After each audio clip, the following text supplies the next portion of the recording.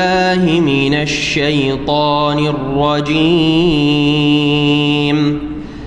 فلما قضى موسى الأجل وسار بأهله آنس من جانب الطور نارا قال لأهلهم كثوا إني آنست نارا لعلي آتيكم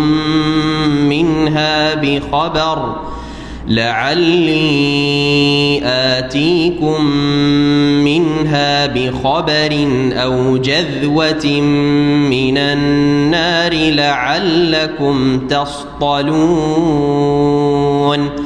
فلما أتاها نودي من شاطئ الوادي الأيمن في البقعة المباركة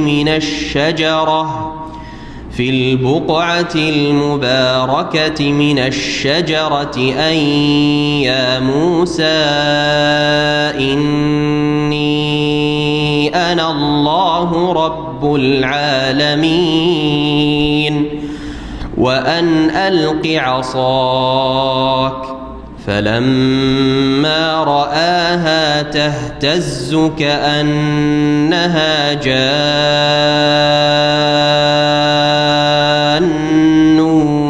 ولا مدبرا ولم يعقب.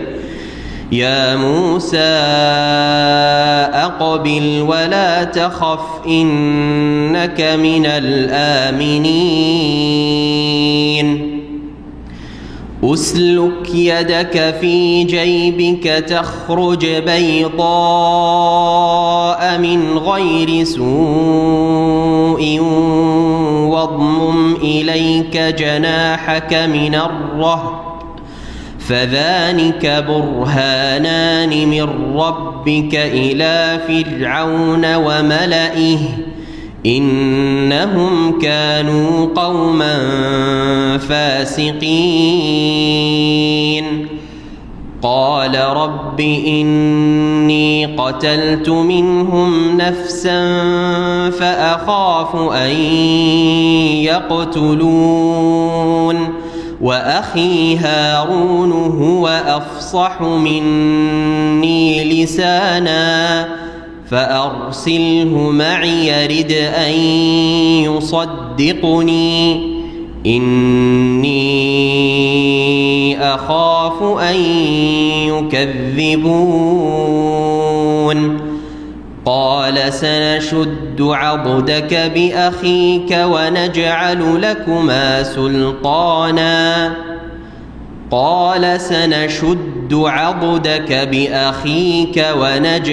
لكما سلطانا فلا يصلون إليكما بآياتنا أنتما ومن اتبعكما الغالبون. فلما جاءهم موسى بآياتنا بينات قالوا ما هذا إلا سحر مفترى وما سمعنا بهذا في آبائنا الأولين.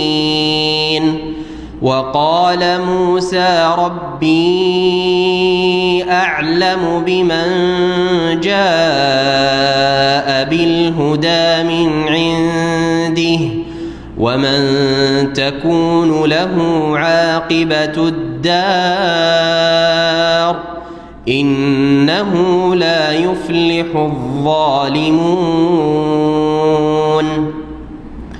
وقال فرعون يا أيها الملأ ما علمت لكم من إله غيري فأوقد لي يا هامان على الطين فاجعل لي صرحا لعلي أطلع إلى إله موسى لعلي أطلع إلى إله موسى وإني لأظنه من الكاذبين واستكبر هو وجنوده في الأرض بغير الحق وظنوا أنهم إلينا لا يرجعون فأخذناه وجنوده فنبذناهم في اليم فانظر كيف كان عاقبة الظالمين وجعلناهم أئمة يدعون إلى النار ويوم القيامة لا ينصرون وأتبعناهم في هذه الدنيا لعنة ويوم القيامة هم من المقبوحين ولقد آتينا موسى الكتاب من بعد ما أهلكنا القرون الأولى بصائر للناس وهدى ورحمة لعلهم يتذكرون وما كنت بجانب الغربي إذ قضينا إلى موسى الأمر وما كنت من الشاهدين ولكننا أنشأنا قرونا فتطاول عليهم العمر وما كنت ثاويا في أهل مدين تتلو عليهم آياتنا ولكننا كنا مرسلين وما كنت بجانب الطور إذ نادينا ولكن رحمة من ربك لتنذر قوما ما أتاهم من نذير من قبلك لعلهم يتذكرون ولولا أن تصيبهم مصيبة بما قدمت أيديهم فيقولوا ربنا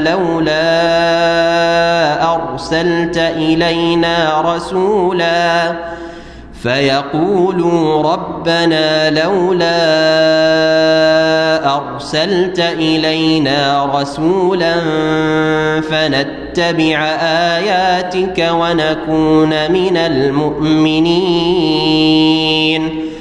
فلما جاءهم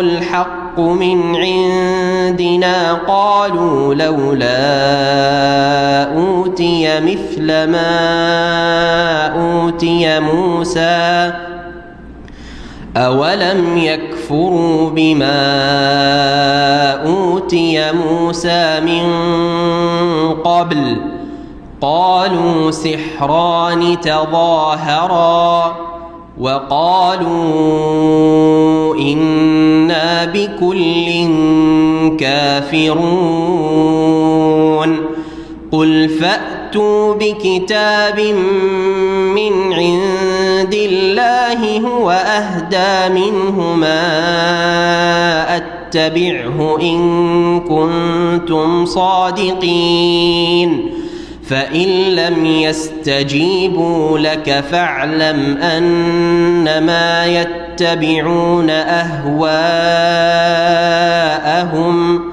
ومن أضل ممن اتبع هواه بغير هدى من الله إن الله لا يهدي القوم الظالمين السلام عليكم ورحمة الله وبركاته. إن الحمد لله نحمده ونستعينه ونستغفره ونعوذ بالله من شرور أنفسنا ومن سيئات أعمالنا. من يهده الله فلا مضل له ومن يضلل فلا هادي له. وأشهد أن لا إله إلا الله وحده لا شريك له وأشهد أن محمدا عبده ورسوله صلى الله تعالى عليه وعلى آله وصحبه وسلم تسليما كثيرا. أما بعد فأعوذ بالله من الشيطان الرجيم. فلما قضى موسى الأجل وسار بأهله آنس من جانب الطور نارا قال لأهلهم كثوا إني آنست نارا لعلي آتيكم منها بخبر أو جزوة من النار لعلكم تصطلون. সম্মানিত দিনী ভাতৃমণ্ডলী, আল্লাহ রাব্বুল আলামিনের যাবতীয় প্রশংসা যে আল্লাহ রাব্বুল আলামিন যা ইচ্ছা করেন তাই হয়ে থাকে। আল্লাহ রাব্বুল আলামিন যা চান তার বিরুদ্ধে কোনো শক্তি কোনো কিছুই করতে সক্ষম নয়। সালাত এবং সালাম নাজিল হোক সমস্ত আম্বিয়া রসুলগণের প্রতি, বিশেষ করে শেষ নবী প্রিয় নবী মুহাম্মদ রাসূলুল্লাহ সাল্লাল্লাহু আলাইহি ওয়াসাল্লামের প্রতি। আমাদের ধারাবাহিক আলোচনা সূরাতুল কাসাসের তাফসীরের আজকে পর্ব নম্বর 3। তাফসীর শুরু হবে আয়াত নম্বর 29 থেকে। আল্লাহ রাব্বুল আলামিন এই আয়াতে মূসা আলাইহিস সালামের কথা বর্ণনা করছেন, যিনি তার পরিবারকে নিয়ে স্বদেশে ফিরে আসছিলেন, যাত্রা শুরু করছিলেন। তার পূর্বে তার মাদিয়ানের সফর এবং সেখানে গিয়ে তার শুআয়ব আলাইহিস সালাম, যেটি প্রসিদ্ধ যে তিনি শুআয়ব নবী আলাইহিস সালাম ছিলেন, অনেকের মতে তিনি অন্য কোনো শুআয়ব ছিলেন। এই মাদিয়ানের অধিবাসী শুআয়ব আলাইহিস সালাম নিঃসন্দেহে ছিলেন, কিন্তু তিনি কি নবী শুআয়ব যিনি তার মেয়ের সাথে মূসা আলাইহিস সালাম বিবাহ দিয়েছিলেন, নাকি অন্য কোনো শুআয়ব, বিষয়টিতে দ্বিমত রয়েছে। যাই হোক, সেখান থেকে ঘটনা এর আগে বর্ণিত হয়েছে যে কেন তিনি মাদিয়ান গিয়েছিলেন ফেরাউনের ভয়ে, এবং সেখানে গিয়ে তিনি যখন পৌঁছলেন বড়ই ক্ষুধার্ত ছিলেন, আর কারো সাথে কোনো পরিচয় ছিল না। আল্লাহ রাব্বুল আলামিন এমন সুব্যবস্থা করে দিলেন যে তার থাকার ব্যবস্থা হইল, তার খাওয়া দাওয়ার ব্যবস্থা হইল, কাজকর্মের ব্যবস্থা হইল, এবং এমনকি যুবক মানুষ ছিলেন, বিবাহ শাদীর ব্যবস্থা হয়ে গেল। 2 মেয়ে ছিল সেই শুআয়ব আলাইহিস সালামের। তার এক মেয়ের সাথে তিনি বিবাহ দিয়ে দিলেন এই শর্তে যে 8 বছর আমার বাড়িতে চাকরি করতে হবে, আমার কোনো ছেলে সন্তান নেই। বললেন, আয়াত নম্বর 27 রয়েছে, আমরা 29 থেকে শুরু করছি, আয়াত নম্বর 27 এই কথা রয়েছে। কালা শুআয়ব আলাইহিস সালাম বললেন, ইন্নী উরিদু আন উনকিহাকা ইহদা ইবনাতাইয়া হাতাইন, আমি চাই যে আমি তোমার বিয়ে দিয়ে দিব আমার 2 মেয়ের কোন এক মেয়ের সাথে, যেটা তোমার পছন্দ লাগে, কিন্তু মোহরানা লাগবে আলা আনতা আজুরানি সামানিয়া হিজাজ, আমার বাড়িতে তুমি চাকর থাকবে, চাকরি করবে, মজদুরি করবে 8 বছর, সামানিয়া হিজাজ। ফাইন আতমামতা আশরান, আর যদি তুমি 10 বছর করে দাও বাবা, তাহলে ফামিন ইনদিক, এটা তোমার মর্জি, তাহলে ভালো, কিন্তু কমপক্ষে 8 বছর আমার বাড়িতে চাকরি করতে হবে। এটি ছিল মোহর, কারণ তার কাছে কোনো পয়সা কড়ি ছিল না। তাহলে বোঝা গেল যে মোহরের জন্য টাকা হওয়া শর্ত নাই, সেটা যে কোনো সম্পদ হতে পারে, আর সম্পদ না হয়ে সেটা কোনো উপকারও হতে পারে। আর সবচেয়ে বড় উপকার হচ্ছে কোরআনের শিক্ষা দেওয়া, দ্বীনের শিক্ষা দেওয়া। এই জন্য রাসূলুল্লাহ সাল্লাল্লাহু আলাইহি ওয়াসাল্লাম একজন লোকের বিয়ে দিয়েছিলেন, তার কাছে একটা আংটি পর্যন্ত ছিল না। ইলতামিস ওয়ালাউ খাতাম মিন হাদিদ, যাও একটা আংটি খুঁজো, লোহার আংটি খুঁজো, স্বর্ণ চাঁদি কিছু তো নাই, লোহার আংটি খুঁজো। তাও বাড়িতে ফেলো না, একেবারে নিঃস্ব মানুষ ছিলেন, কিন্তু যুবক মানুষ বিয়ে করতে পারছে না অভাবে। রাসূলুল্লাহ সাল্লাল্লাহু আলাইহি ওয়াসাল্লাম বললেন যে হালমা আকাশই মিনাল কোরআন, তোমার কিছু কোরআন মুখস্থ আছে, কোরআন পড়াইতে পারবা, পড়তে জানো? যে হ্যাঁ, মাই সূরাতু কাযা ওয়া কাযা ওয়া কাযা, অমুক অমুক সূরা আমার মুখস্থ আছে। রাসূলুল্লাহ সাল্লাল্লাহু আলাইহি ওয়াসাল্লাম বললেন যে ইযহাব ফাকাদ যাওয়াজতুকা বিমা মাআকা মিনাল কোরআন, যাও তোমার বিয়ে পড়িয়ে দিলাম, বিয়ে দিয়ে দিলাম তোমার এই কোরআনের বিনিময়ে, যে তোমার কাছে যে কোরআন রয়েছে তোমার বুকে, কোরআন যে কিছু মুখস্থ রেখেছো তার বিনিময়ে। পুরো কোরআন হাফেজ ছিলেন না, অমুক অমুক সূরা মুখস্থ আছে, যাও এর বদলায় তোমার বিয়ে দিয়ে দিলাম। ফাআল্লিমহা, এই শুধু কোরআনের বরকত নাই, যাও ওই মেয়েটিকে যাকে বিয়ে করলে পাত্রীকে তুমি কোরআনের তালিম দিতে, কোরআন শিখিয়ে দাও। তাহলে তালিম, কোরআনের শিক্ষা দেওয়া, হাদিসের শিক্ষা দেওয়া, দ্বীনের শিক্ষা দেওয়া, কোনো ভালো কোনো টেকনোলজির শিক্ষা দেওয়া, যে কোনো শিক্ষা, দিন দুনিয়ার সবচেয়ে উত্তম শিক্ষা হচ্ছে আল্লাহর দ্বীনের শিক্ষা, ওয়াহির শিক্ষা। তো কোনো ভালো উপকার করে দেওয়াও মোহর হতে পারে, এই হাদিস প্রমাণ করে। এইরকমই মজদুরি করা, চাকর খাটা, জি, কারো কাজ করে দেওয়া, যে কোনো কাজ হোক, তার ঘরের কাজ হোক, সংসার কাজ হোক, তার প্রতিষ্ঠানের কাজ হোক, কোনো কাজ করে দেওয়া, সেটাও মোহর হতে পারে। এর দলিল হচ্ছে মুসা আলাইহিস সালামের এই সত্য কাহিনী, যা আল কোরআনের সূরাতুল কাসাস আল্লাহ বর্ণনা করেছেন। ওমা উরিদু আন আশুক্কা আলাইক, বললেন শুআয়ব আলাইহিস সালাম যে তোমার উপর ভারী করতে চাই না, তুমি পারলে 10 করিও, না হলে 8 করলেও চলবে।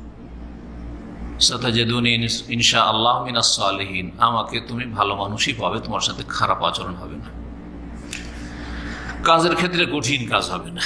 ভালো মানুষের পরিচয় হচ্ছে যে চাকর নকরের সাথে সদ্ব্যবহার করবে, এমন ভারী কাজ দেবে না যেটা বড় মুশকিল হয়ে যায়। যাই হোক, এখন আমরা শুরু করে দিই তাফসীর আয়াত নম্বর 29 থেকে। বিয়ে শাদী হইল, গর্ভধারণ করলেন তার স্ত্রী, আর তারপরে অনেক দিন যাননি তিনি মাতৃভূমিতে, যেখানে মা আছে, আত্মীয় স্বজন আছে। তো যেতে চাইলেন, যে আমি চলে যাওয়ার আগ্রহ প্রকাশ করলেন, খুব উদ্গ্রীব যাওয়ার জন্য। বাড়ির দিকে মানুষের টান থাকে, যেখানে বংশধারা আছে, প্রতিটি মানুষের টান রয়েছে। এটা হচ্ছে প্রাকৃতিক টান, মাতৃভূমির দিকে টান, এটা হচ্ছে প্রাকৃতিক টান। কিন্তু সেটাকে ধর্মীয় রং দেওয়া যাবে না, দ্বীনের ওপর সেটাকে প্রাধান্য দেওয়া যাবে না। যে মক্কা মদিনার ওপর আমরা আমাদের জন্মভূমিকে প্রাধান্য দিতে পারি না, হ্যাঁ, আমাদের দ্বীনের সম্পর্ক ওপর আমরা আঞ্চলিকতাকে প্রাধান্য দিতে পারি না, ওইটা তখন গুমরাহি, ওইটা হচ্ছে জাতীয়তা, কুফরি মতবাদ। পক্ষান্তরে এমনি প্রাকৃতিক টান, পিপাসা লাগলে পানি দিয়ে টান আছে, জি হ্যাঁ, ক্ষুধা লাগলে খাবারের দিকে টান আছে, স্বামী স্ত্রী একে অপর দিকে টান রয়েছে। এগুলো হচ্ছে প্রাকৃতিক ভালোবাসা। ছেলে মেয়েদের, বাপ মায়ের, আরে যদি বেদিন কাফের হয়ে যায় আত্মীয় স্বজন, তারপর একটা মায়া আছে, যে রক্তের সম্পর্ক, কিন্তু সেটা দিনই মায়া জায়েজ নয় তার সাথে, কিন্তু রক্তের যে একটা মায়া আছে, এটা হচ্ছে প্রাকৃতিক ভালোবাসা, প্রাকৃতিক টান। তো মুসা আলাইহিস সালামের টান হলো যে জনমুতে যাব, বের হইলেন, যাত্রা শুরু করলেন। আল্লাহ বলছে ফালাম্মা কাযা মুসাল আজালা, অতবার যখন মুসা আলাইহিস সালাম যে মেয়াদের চুক্তি ছিল 8 বছর অথবা 10 বছর পুরা করলেন, আজাল মানে হচ্ছে মেয়াদ, সেই মেয়াদ পুরা করলেন, সেই সময়কাল পুরা করলেন। ওয়াসারা বিআহলিহি, এবং নিজ পরিবারকে নিয়ে যাত্রা শুরু করলেন। সারা ইয়াসির মানে ভ্রমণ শুরু করা, যাত্রা শুরু করলেন। এই আয়াত দ্বারা বোঝা গেল যে নিজের স্ত্রীকে নিয়ে যে কোনো জায়গায় সফর করা যায়। বিবাহ হয়ে যাওয়ার পরে মেয়ের বাপ মায়ের এই অধিকার নেই যে না সফর করতে দেবো না, আর তা যদি করতে হয় তাহলে বিবাহের সময় শর্ত লাগিয়ে নিতে পারে, যে আমি এই শর্তে বিয়ে দেবো যে আমার মেয়ে আমার ঘরে থাকবে, ঘর জামাই হয়ে থাকতে হবে, শর্ত লাগানো যায় কেউ যদি মনে করে। বা আমার গ্রামে বাড়ি করতে হবে, আমি বিদেশ যেতে দেবো না, হ্যাঁ, আমার আদর মেয়ে আমার চোখের সামনে থাকবে, এইরকম শর্ত লাগানো যায়। আজকাল অনেকে লাগান, সুতরাং এই প্রশ্ন উঠতে পারে যায়। তবে যদি কোনো শর্ত শুরুতে না লাগিয়ে থাকে, তাহলে নিজের স্ত্রীকে যে কোনো জায়গায় যেখানে তার কোনো আশঙ্কা নেই, দিনের জীবনের ক্ষয়ক্ষতির ভয় নেই, সেখানে নিয়ে যাত্রা করতে পারে, সফর করতে পারে। স্বামী স্ত্রীকে নিয়ে সফর করার অধিকার রাখে। ওয়াসারা বিআহলিহি, নিজের পরিবারকে নিয়ে যাত্রা শুরু করলেন। রাস্তায় খুব ঠান্ডা লেগেছে, ঠান্ডার সময় ছিল, আর ওই সব দেশ ঠান্ডার দেশ, যত উত্তরে যাবেন আপনি শাম দেশ ঠান্ডার দেশ, মিশর ঠান্ডার দেশ। তুরে নারা, রাস্তায় দেখছেন যে তুর পর্বতের এক পার্শ্বে আগুন, আগুন জ্বলছে দাও দাও করে, রাতের অন্ধকারে দূর থেকে আগুন দেখতে পাচ্ছেন, আগুনের প্রয়োজন হয়েছে। কেউ কেউ বলেছেন যে প্রসব বেদনা উঠেছে, বাচ্চা হবে, তো আগুনের প্রয়োজন রয়েছে। আর সেটা যদি না হয় তো কমপক্ষে শীতকাল ছিল, ঠান্ডায় এমনি আগুনের মানুষের প্রয়োজন। কাল আলী আহলিহি, নিজ পরিবারকে, স্ত্রীকে বললেন মুসা আলাইহিস সালাম, উমকুসু, তোমরা থামো, এখানে থাকো, অবস্থান করো, অপেক্ষা করো। মাকাসে আমকুসু মানে থামা, কিন্তু সেটা অপেক্ষার অর্থ হইতে পারে। এখানে অপেক্ষা করো। ইন্নি আনাস নারান, আমি আগুন দেখেছি। আনাসা মানে দেখা, আনাসা ইউনেস ইনাস মানে হচ্ছে দেখা, ভাবে ফাল থেকে। এখান থেকে মানুষকে ইনসান বলা হয়, কারণ ইনসানকে দেখা যায়, দৃশ্য অদৃশ্য নয়। পক্ষান্তরে জিনকে জিন কেন বলা হয়? জান্না এজন্য মানে ঢেকে দেওয়া। ফালাম্মা জান্না আলাইহিল লাইল, কোরআনে কারিমে রয়েছে আর এক আয়াতে, সূরা আনআমে। ইব্রাহিম আলাইহিস সালামের সামনে যখন রাতের অন্ধকার ছেয়ে গেল, রাত ঢেকে নিল দিনকে, জান্না আলাইহিল লাইল। তো জান্না মানে হচ্ছে ঢেকে নেওয়া।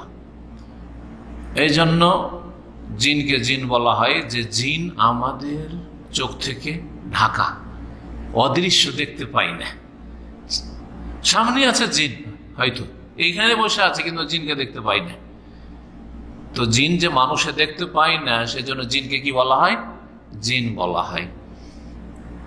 ঢালকে, বর্মকে জুন্না বলা হয়। ইত্তাখাযু আইমানহুম জুন্না কেন বলা হয়? কারণ সেটা দিয়ে আত্মরক্ষা করে, নিজেকে ঢাকে শত্রু থেকে। শত্রুর তরবারির যদি আক্রমণ হয়, আঘাত হয়, তাহলে সেটা দিয়ে প্রতিরোধ করতে পারে বা নিজের আত্মরক্ষা করতে পারে, তো নিজেকে ঢাকতে পারে। এই ঢাকার অর্থ রয়েছে। পাগলকে মজনুন বলা হয়, আর পাগলামিকে জুনুন বলা হয়। কেন বলা হয়? এই জন্য বলা হয় যে যে পাগল হয়ে যায়, তার আকল, বিবেককে ঢেকে নিয়েছে, বিবেকের পর্দা পড়ে গেছে, কিছু বুঝে না, দুনিয়ার কিছুই বুঝে না, না বুঝে যা কিছু করছে। সুবহানাল্লাহ। এই জন্য আকলকে কি বলা হয়? পাগলকে কি বলা হয়? মজনুন বলা হয়। তার আকলকে, বিবেককে ঢেকে ফেলেছে, আচ্ছাদিত করেছে। আনাসা শব্দটি এখানে দুইবার করে, আনাসা মিন জানিবি তুরা ইন্নী আনাস্তু নারা, আমি আগুন দেখেছি। আর ইনসানকে ইনসান বলে, ওর আর একটি কারণ রয়েছে ভাষাগত, সেটা হচ্ছে উনস থেকে। আনাসা বা বেফাল থেকে নয়, উনস থেকে। উনস থেকে, উনস মানে হচ্ছে ভালোবাসা, উনস মানে হচ্ছে একজনের অপরজনের সাথে সম্প্রীতি। এখান থেকে মানুষ শব্দটি, তো মানুষকে মানুষ এই জন্য বলে, বা ইনসানকে ইনসান বা ইনস মা খালাকুল জিন্না ওয়াল ইনসা ইল্লা লিয়াবুদুন, এই জন্য বলে যে মানুষ হচ্ছে সভ্য জাতি, জঙ্গলি না। মানুষ সভ্যতা ছাড়া, মানুষের সংস্পর্শ ছাড়া বাঁচতে পারে না, জীবনযাপন করতে পারে না, হিংস্র পশুর মতো।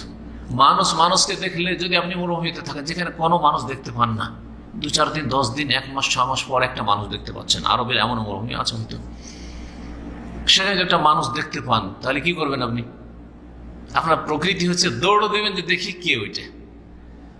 আচ্ছা, তারপরে এমনিও যেসব জায়গায় আছেন, শহরেও আছেন হয়তো, সেখানে মানুষ, নতুন মানুষ দেখে মনে হচ্ছে এটা আমাদের দেশি মানুষ। জিজ্ঞাসা করতে যাচ্ছেন, ভাই আমার বাড়ি কোথায়, কোন দেশের আপনি? ইন্ডিয়া না বাংলাদেশ?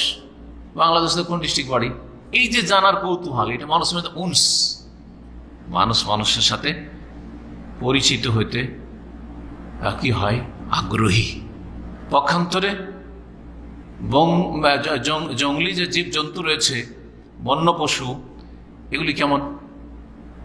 এগুলি একটা আরেকটাকে দেখলে পালাতে শুরু করবে, ওয়াস তো অহুশ রয়েছে তাদের মধ্যে। জি, তো তাহলে মানুষকে মানুষ কেন বলা হয়? মানুষ মানুষের কাছাকাছি থাকতে চায়, সংস্পর্শে থাকতে চায়, এই জন্য বলা হয়েছে উনস থেকে, অথবা ইনাস থেকে, মানে মানুষকে দেখা যায়, পক্ষান্তরে জিনকে দেখা যায় না।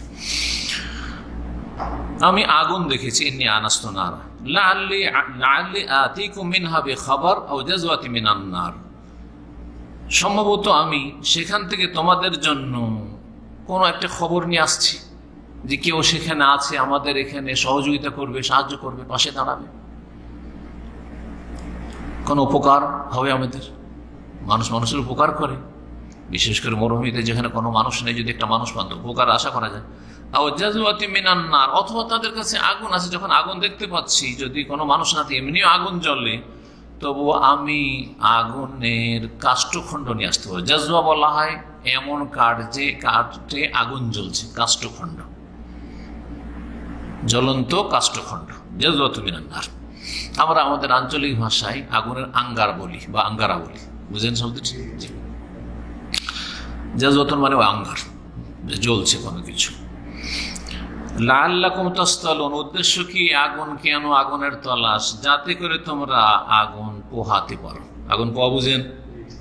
শীতকাল আগুন পোহান না? গরিব দেশের মানুষের আগুন পোহায়, আরব দেশের লাগে না, কারণ বাসাতে হিটার আছে। হ্যাঁ, জি হ্যাঁ, অথবা লাগে না, সব ঘর চারিদিক থেকে বন্ধ আছে। আমাদের সে কাঁচা বাড়ি, বাইরে যেতে হয়, কনকনে ঠান্ডা, সুবহানাল্লাহ, তা আগুন পোহাইতে হয় ডেইলি, সকালবেলা আগুন পোহা, এমনকি রাত্রিবেলা আগুন পোহা। জি, লাআল্লাকুম তাসতালুন, যাতে করে তোমরা তাসতালুন তাস্তাদফিউন, আগুন পোহাতে পারো, আগুন তাপতে পারো। ফালাম্মা আতাহা, যখন সেখানে আগমন করলেন, পৌঁছলেন, আগুনের কাছে আসলেন, মনে করছেন আগুন, আগুন না আসলে সুবহানাল্লাহ, আল্লাহ রাব্বুল আলামিন সেখানে মূসা আলাইহিস সালামের সাথে কথা বলতে চান। নদিয়া, তাকে ডাক দেওয়া হইল, আল্লাহ ডাক দিলেন। মিন শাতিল ওয়াদিল আইমানি ফিল বুকআতিল মুবারাকাতি মিনাশ শাজার, সেখানে একটি গাছ আছে, সেই জায়গাটি হচ্ছে মোবারক জায়গা। আল্লাহ বলছেন আল বুকআতুল মুবারাকা, তুয়া। অন্য আয়াতে রয়েছে ফাখলা নাল ইন্নাকা বিল ওয়াদিল মুকাদ্দাসে তুয়া, তুমি পবিত্র তুয়া স্থানে অবস্থান করছো, এখানে এসেছো।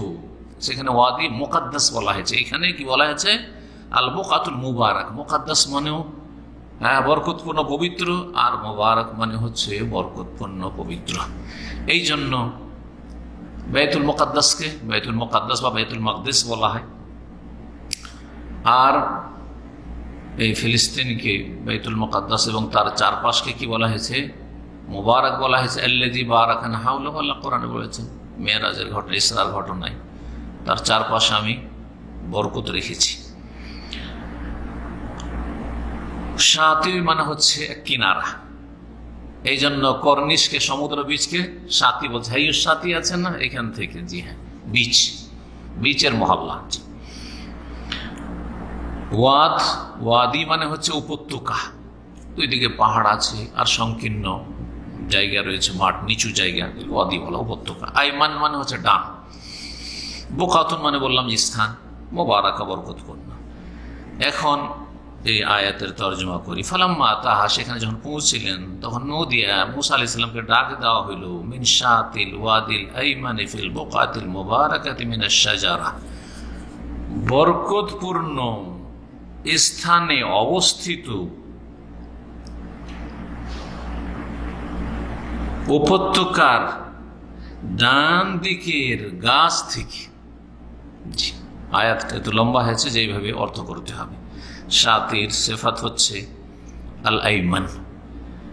আবার অনুবাদ করছি, তাকে ডাক দেওয়া হইল বরকতপূর্ণ স্থানে অবস্থিত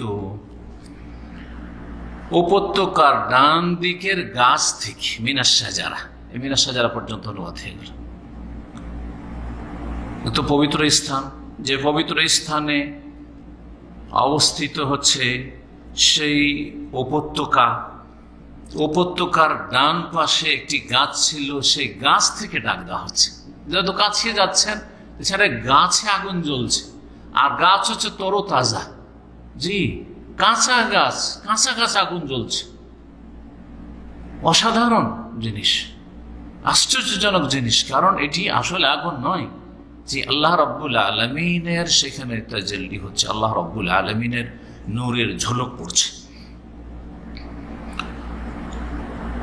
ডাক দিলেন কি বলে, আইয়া মূসা, যে ওহে মূসা, ইন্নী আনাল্লাহ রব্বুল আলামিন, নিশ্চয়ই আমি হচ্ছি আল্লাহ, যিনি বিশ্বজাহানের প্রতিপালক, যিনি রব্বুল আলামিন, বিশ্বজাহানের সবকিছুর প্রতিপালনকারী।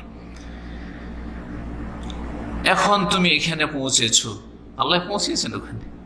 জি হ্যাঁ।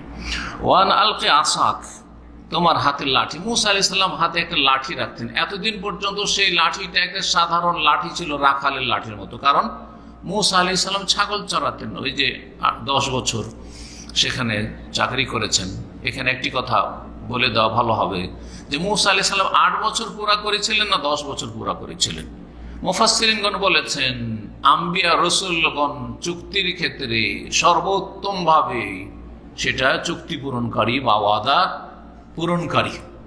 সুতরাং মূসা আলাইহিস সালাম যেটা পূর্ণ মেয়াদ সেটা পূর্ণ করেছিলেন, সেটা হচ্ছে 10 বছর। সেখানে 10 বছর অবস্থান করেছেন। 10 বছরে কত মানুষ উদ্গ্রীব হয় বাড়ি যাওয়ার জন্য, আত্মীয় স্বজনদেরকে দেখার জন্য, মাকে দেখার জন্য।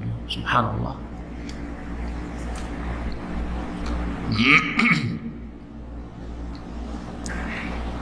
হাতে একটা লাঠি থাকতো, যেহেতু ছাগল চড়াতেন। এই লাঠি সম্পর্কে বিভিন্ন আয়াত বিভিন্ন ভাবে রয়েছে, এখানে ওই কথাগুলি নেই। আল্লাহ বললেন যে ওমা তিলকা বিয়ামিনিকা মূসা, মূসা তোমার ডান হাতে কি? কালা হে আসা, এটা আমার লাঠি। লাঠি দিয়ে কি করতেন? সাধারণ লাঠি। এটা মুজিজা এখনো হয়নি, আল্লাহ মুজিজা করতেন। তাহলে বোঝা যাচ্ছে মুজিজা নবীদের হাতে থাকে না, নবী রাসূলগণের হাতে মুজিজা থাকে না, আর ওলিদের হাতে কেরামত থাকে, তাদের কেরামতের ফ্যাক্টরি থাকে। এই হচ্ছে ভারত, বাংলাদেশ, পাকিস্তানের ধর্ম, এই শিরকের ধর্ম। কেউ যদি মনে করে যে ওলি আউলিয়ারা কেরামতি দেখাতে পারে, এটা শিরকি আকীদা। আল্লাহ কেরামতি যদি চান কারো হাতে দেখাবেন। আর শিরক বিদআত করে আল্লাহর ওলি হওয়া যায় না, আল্লাহর দুশমন তারা। তাদের কি করে কেরামতি হইতে পারে? তাদের জাদুটোনা হইতে পারে, ভেলকিবাজি হইতে পারে, হাতের সাফাই হইতে পারে, অথবা মিথ্যার ছড়াছড়ি হইতে পারে। আর কেরামতির নামে ভারত উপমহাদেশে মিথ্যার ছড়াছড়ি রয়েছে। কোনো জীবিত বেরোর কেরামতি কেন নেই? যারা মরে গেছে তাদের কেরামতি শুধু ছড়াছড়ি। কেন? তার মানে এখানে দালমে কালা, এসব কিচ্ছা কাহিনী ঝুঠা গড়ে নেওয়া হয়েছে। আল্লাহ রাব্বুল আলামিন বলছেন যে ওয়ান আলকে আসাক, যেটা আগের আয়াতটা শেষ করে যেটা লিখেছিলাম এর সাথে সম্পর্কিত অন্য জায়গার আয়াত। তোমার ডান হাতে কি? বললেন হে আসা, এটা আমার লাঠি। কি করি? আল্লাহর সাথে কথা বলার সুযোগ পেয়েছেন যেহেতু, আল্লাহ আতাওয়াক্কাউ আলাইয়া, যেখানে কথা বলার আগ্রহ থাকে সেখানে কিন্তু মানুষ বেশি কথা বলে, আর যেখানে কথা বলার আগ্রহ নেই সেখানে শর্ট করার চেষ্টা করে, তাড়াতাড়ি কেটে পড়ার চেষ্টা করে। কত আগ্রহ, আল্লাহর সাথে কথা বলার সুযোগ পেয়েছি। আল্লাহ শুধু জিজ্ঞাসা, এটা লাঠি, এটা কি? তো লাঠি বলে দিলে যথেষ্ট ছিল। কথা বলার সুযোগ, আতাওয়াক্কাউ আলাইহা, এর উপর আমি ভর দিই। ওয়াহুস্য বিহা লাগানামি, এটা দিয়ে আমি বকরি ছাগল যখন চড়াই তখন আমি কি করি? গাছ থেকে আপনার পাতা ঝেড়ে ফেলি, হ্যাঁ, পাতাতে মারলে পাতা পড়ে। জি, ওয়ালিয়া ফিহা মাআরিব উখরা, এটা দিয়ে আরও মেলা কাজ করি। লাঠির মেলা কাজ, নামাজ পড়লে সূত্রা বানানো যায়। লাঠি কোনো কিছু কষ্ট দেয়, কোনো কিছু বলে ওটা দিয়ে লাঠি দিয়ে মারা যায়। লাঠি অনেক কাজে আসতে পারে। ওয়ান আলকে আসাক, আল্লাহ বললেন তোমার লাঠি ফেলে দাও। ফালাম্মা রাহা, এই এখন মুজিজা হচ্ছে। যেমন দেখছেন লাঠি পড়েছে, দেখছেন ওকে যে তাহতাজ্জু, সেটা ছোটাছুটি শুরু করেছে, দৌড়াদৌড়ি শুরু করেছে। এই তাজ্জা মানে হরকতে চলে আসা, দৌড়াদৌড়ি ছোটাছুটি শুরু করেছে। কান্না জান্নুন, দেখতে মনে হচ্ছে সেটি হচ্ছে সাপ, চিকন সাপ। জান হচ্ছে চিকন সাপ বলা হয়েছে, এমনি শাব্দিক অর্থ এটি। আর অন্য জায়গায় সোবানু মুবিন, সেটা হচ্ছে সুস্পষ্ট অজাগর সাপের মতো। তাহলে অজাগর সাপ তো আর চিকন হয় না, অনেক বড় হয়, অনেক মোটা হয়। অজাগর সাপকে দেখেছেন যে খাসি, বকরি, খরগোশ খেয়ে ফেলছে, হরিণ খেয়ে ফেলছে, গিলে ফেলছে। তাহলে এখানে কি কোরআনে এই রয়েছে, তার মানে দ্বন্দ্ব রয়েছে, বিরোধ রয়েছে? না, নেই। এই জন্য মুফাসসিরগণ বলেছেন যে এখানে বলেননি যে সেটা ছিল জান মানে চিকন পাতলা সাপ ছিল, বরং বলা হয়েছে কান না, সেটা মনে হচ্ছে যে যেমন পাতলা সাপ, হ্যাঁ চিকন সাপ থাকে ওই রকম। চিকন সাপ দ্রুত ছুটে, আর যেটা মোটা সে দ্রুত ছুটতে পারে না। মানুষ ওই রকমই, যার শরীর হালকা সে দ্রুত একবারে বাতাসের সাথে দৌড়াইতে পারে, আর মোটা মানুষ দ্রুত দৌড়াইতে পারে না ওইভাবে। তো এখানে বলা হয়েছে কান্না জানুন, তার দৌড়ের দিক থেকে ছোটাছুটের দিকে মনে হচ্ছে যে সেটা একেবারে একটা চিকন পাতলা সাপ, কিন্তু আসলে সেটা আকার আকৃতি ছিল অজগরের মতো। ওয়াল্লাহ মুদবিরান, মূসা আলাইহিস সালাম যে কি ভয় হয়েছে,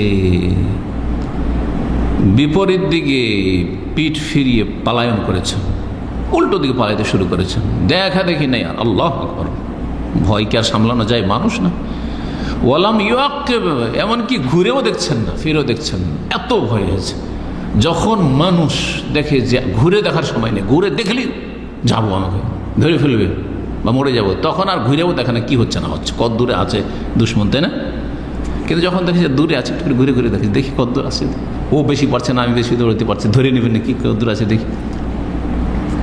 ওয়ালাম ইয়াক্কিব, উল্টো ফিরেও দেখছেন না। ইয়া মূসা, তখন আল্লাহ বলছে হে মূসা আকবিল, আরে অগ্রসর হ, আরে এগিয়ে আসো, পালাইছো কেন? ওয়ালা তাখা, ভয় করিও না, ইন্নাকা মিনাল আমিনিন, নিশ্চয়ই তুমি নিরাপদদের দলভুক্ত, তুমি নিরাপদ, তোমার কোনো ভয় নেই। সাপ আসল সাপ নয়, এটা মুজিজা। আল্লাহ এখন নবী বানাতে যাচ্ছেন, নবুয়ত দিচ্ছেন। এই এক মুজিজা হয়ে গেল লাঠির মুজিজা, সবচেয়ে প্রসিদ্ধ মুজিজা। দ্বিতীয় মুজিজার কথা বলছে উসলুক ইয়াদাকা ফি জাইবিকা, তুমি তোমার হাত বগলে প্রবেশ করো, বগলে ঢুকো, এরকম করো। হাত এমনি এর আগে নর্মাল হাত ছিল, কিন্তু আল্লাহ মুজিজা, হাতে মুজিজা দিলেন কি, যে হাত বগলে দিয়ে বের করলে একেবারে উজ্জ্বল হয়ে উঠতো, চমকে উঠতো, হ্যাঁ চাঁদির মতো, চমক দিয়ে উঠত, শুভ্র উজ্জ্বল হয়ে। আল্লাহ বললেন যে তোমার হাত, তোমার বগল, জেব মানে এখানে হচ্ছে বগল, জেব আজকালকার ভাষায় পকেটকে বলা হয়, এগুলোকে বলা হয় যে এই দুই বোতামের মাঝখানে যে ছিদ্র আছে এগুলোকে জেব বলা হয়। জি হ্যাঁ, কিন্তু এখানে জেব বলতে বগলের নিচে, বগলের নিচে প্রবেশ করা, ঢুকাও। তখরুজ বায়দা, সেটা শুভ্র উজ্জ্বল হয়ে বেরিয়ে আসবে, মিন গায়রি সুইন, কোনো রোগের কারণে নয়। কারণ রোগ হলে, শ্বেত রোগ হলে সাদা হয়ে যায়। তুমি এটা মনে করি না যে আমার হাতে রোগ হয়ে গেল নাকি, কোনো বালা মুসিবত নাম, এটাও না, মিন গায়রি সুই। দ্বিতীয় মুজিজা হয়ে গেল। এই প্রথম দুটো মুজিজা, 9টি মুজিজা, প্রসিদ্ধ মুজিজা রয়েছে, এছাড়াও মুজিজা হতে পারে, এই জন্য বলা হয়েছে যে অনেক মুজিজা দিয়েছেন। অন্য আয়াত রয়েছে ওয়ালাকাদ আতাইনা মূসা 9 আয়াতিন বাইয়িনাত, 9টি সুস্পষ্ট মুজিজা মূসা আলাইহিস সালামকে দিয়েছিলাম। আল্লাহ রাব্বুল আলামিন এই মুজিজা দিয়েছেন, সূরা বনী ইসরাঈল ইসরাতে বর্ণনা করেছেন। ভয় হয়েছে খুব, যে ভয় কাটাতে সময় লাগে। ভয় যদি আতঙ্ক ভিতরে ঢুকে যায়, ভয় কাটাতে কি লাগে? সময় লাগে। আর তারপরে এই লম্বা সফর করছেন, কয়েকদিনের সফর, ভয় হতে পারে কোথাও। মূসা আলাইহিস সালামকে আল্লাহ বলছেন যে যখন ভয় লাগবে, তোমার ভয় হয়েছে, ভিতর কাঁপছে, থরথর করে কাঁপছে, তো কি করো, তোমার হাতটাকে বুকের উপর রাখো। হাতটাকে যদি হার্টের উপর রাখেন তাহলে কি হবে জানেন? ভয়টা কমে আসবে, দিলটা কি হবে? শান্ত হবে, আর ভয় কমে আসবে। পরীক্ষিত, এটা মূসা আলাইহিস সালামকে প্রথম আল্লাহ শিখিয়েছে। কখনো ভয় আল্লাহ না করে, ভয় লাগে, ভয় হলে দেখবেন, এই ভয় এরকম করে দেখবেন। জি, বক্তব্যের যারা ট্রেনিং করেছেন, হ্যাঁ আমরা ছোটোকালে করেছি, ভয়ে থরথর করে কাঁপতাম। আর আপনারা যারা ট্রেনিং, অনেকে মাদ্রাসা ছেলেরা করেছে, করবে, কাঁপবে। তো ওই ক্ষেত্রে বিশেষজ্ঞরা শিখেছেন, যারা বক্তব্যের ময়দানের প্রশিক্ষণ দিয়ে থাকেন, যে আপনি বুকের উপর হাত রাখতে পারেন, হ্যাঁ মাঝে মধ্যে, হ্যাঁ এই সবসময় রাখলে তার খারাপ লাগবে, একবার রাখলেন ঠান্ডা, বুকটা ঠান্ডা হবে, আতঙ্ক ভয় কাটবে। আরেকটা হচ্ছে আপনি হাত কচলান একটু, এইরকম করে, ভয় কেটে যাবে। জি, আস্তে আস্তে ভয় কেটে যাবে। আল্লাহ রাব্বুল বলছেন ওয়াজমুম ইলাইকা জানাহাকা মিনার রাহব, আর তুমি তোমার দিক সাথে মিলিয়ে নাও, দম্মা একদম মিলিয়ে নেওয়া মানে রাখো।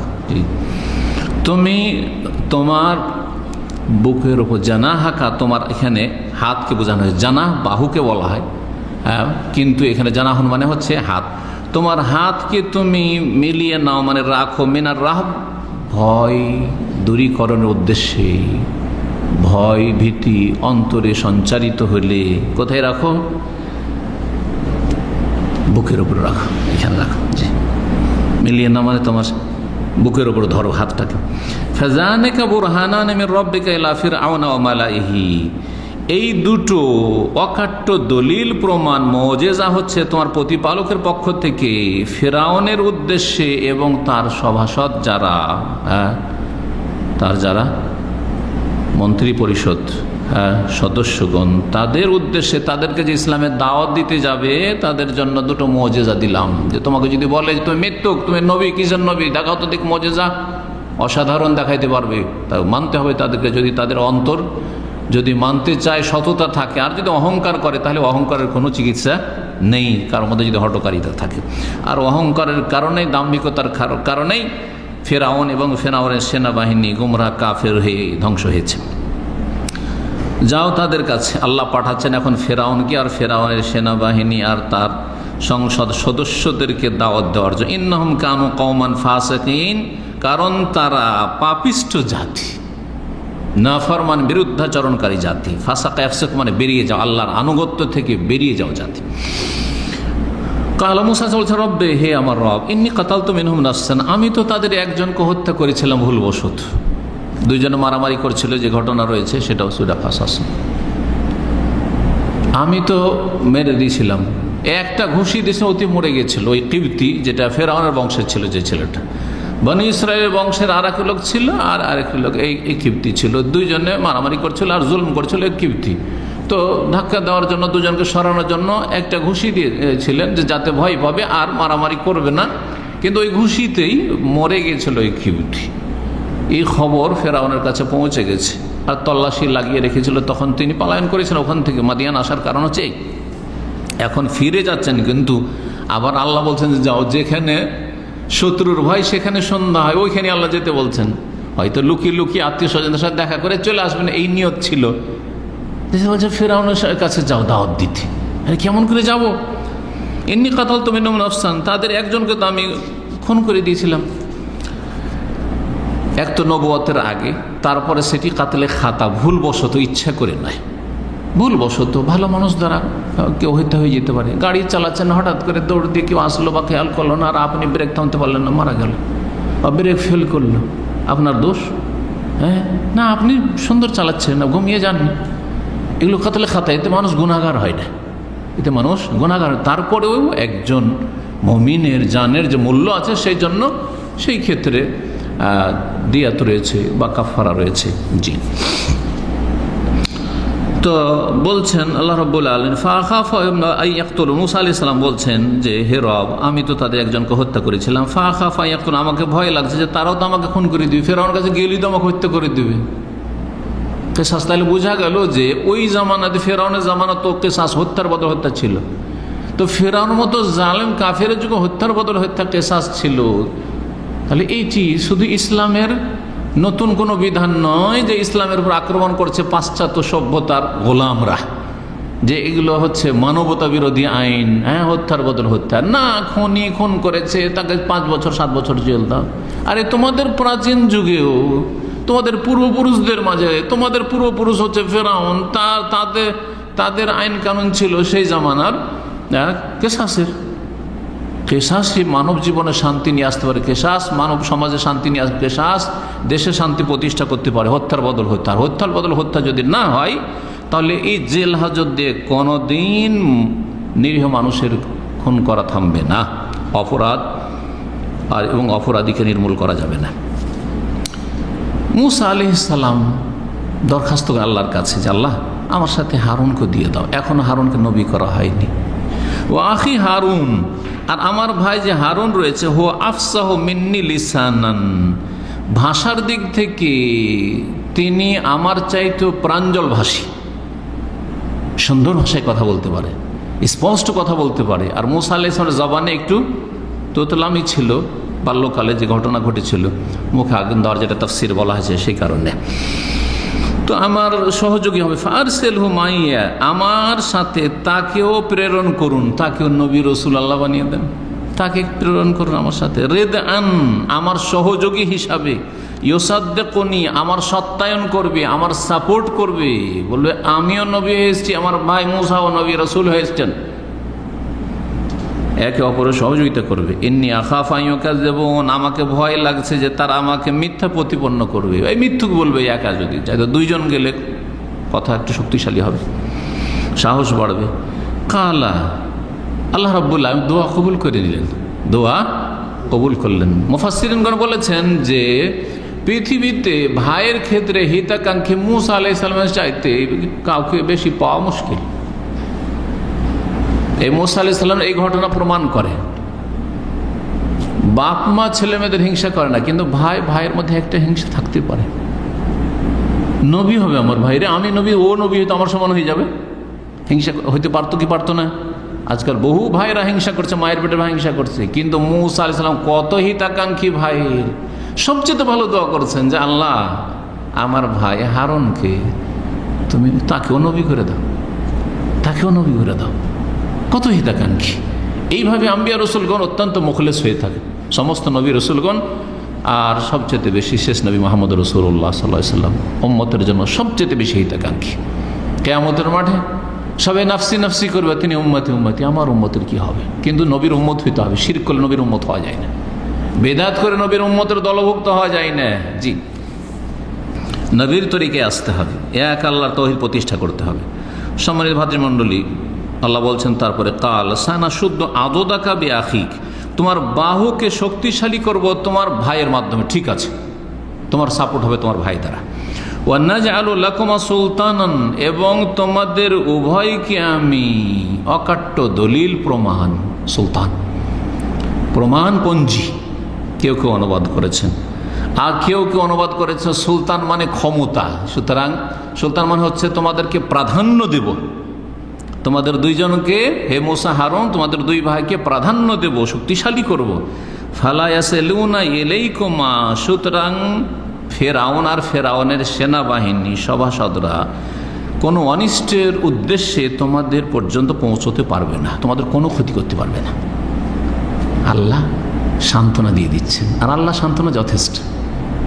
যেমন মূসা আলাইহিস সালামকে এখানে আল্লাহ সান্ত্বনা দিয়েছেন, তুমি কোনো ফিকির করিও না, তাদের হাত, অনিষ্টের হাত তোমাদের গায়ে আসতে পারবে না, তোমাদের পর্যন্ত পৌঁছতে পারবে না। তেমন রাসূলুল্লাহ সাল্লাল্লাহু আলাইহি ওয়াসাল্লামকে মক্কার কাফেরদের সম্পর্কে আল্লাহ বলেছিলেন, ইয়া আইয়ুহা রাসূল বাল্লিগ মা উনজিলা ইলাইক, যা নাযিল হচ্ছে তাবলীগ করো। ওয়া ইন লাম তাফআল ফামা বাল্লাগতা রিসালাত, যদি ভালো করে তাবলীগ পৌঁছে না দাও তাহলে তুমি রিসালাত পৌঁছালেন, তুমি রিসালাতের কথা পৌঁছে দিতে থাকো কাফেরদেরকে মক্কার। ওয়াল্লাহু ইয়াসিমুকা মিনান নাস, আল্লাহ তোমার হেফাজত করবেন, সুরক্ষা করবেন মানুষের অনিষ্ট, কোনো মানুষ তোমার ক্ষতি করতে পারবে না। এই জন্য কত মারার চেষ্টা করেছে, মারতে পারেনি, 13 বছর থেকে মারতে পারেনি, 13 বছর ওদের মাঝে থাকলো, মারতে পারলো না, আর মদিনা এসে মারবে। আল্লাহ ইয়াসিমুকা মিনান নাস, আল্লাহ তোমার হেফাজত করুন, কেউ মারতে পারবে না, না ইহুদি, না খ্রিস্টান, না কোনো মুশরিক, মক্কার মুশরিক, না মদিনার মুনাফিক, কেউ মারতে পারেনি, পারবে না, আল্লাহ নিশ্চয়তা দিয়েছে।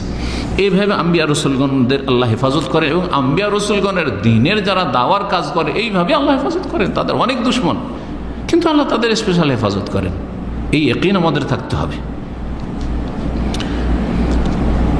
আনতুমা, আল্লাহ বলছেন যে ফালাইয়াসিলুনা ইলাইকা, তোমাদের পর্যন্ত তারা পৌঁছতে পারবে না। বে আয়াতিনা আনতুমা ওয়া মানিত্তাবাকুমুল গালিবুন, আমার নিদর্শনাবলীর বদৌলতি, নিদর্শনাবলী হচ্ছে মুজিজা, এই যে মুজিজা দিলাম, আমার মুজিজাই যে দান করলাম, এর বদৌলতে তোমরা দুইজনে এবং তোমাদের যারা অনুসারী হবে তারা আল গালিবুন, বিজয়ী হবে, তোমরা বিজয়ী হবে। মুসা, তোমার দলের লোক বিজয়ী হবে, আর লাঞ্ছিত হয়ে ধ্বংস হবে ফেরাউন এবং ফেরাউনের সেনাবাহিনী।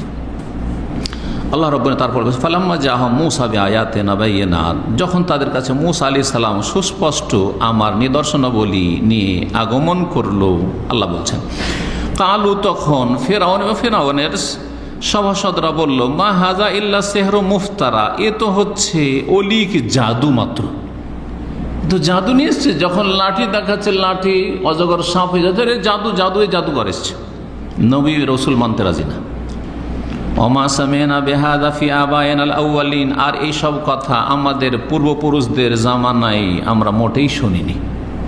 নবী হয়, রসুল হয়, আর আল্লাহ আছে, আল্লাহর ইবাদত করতে হবে, এসব কথা শুনিনি।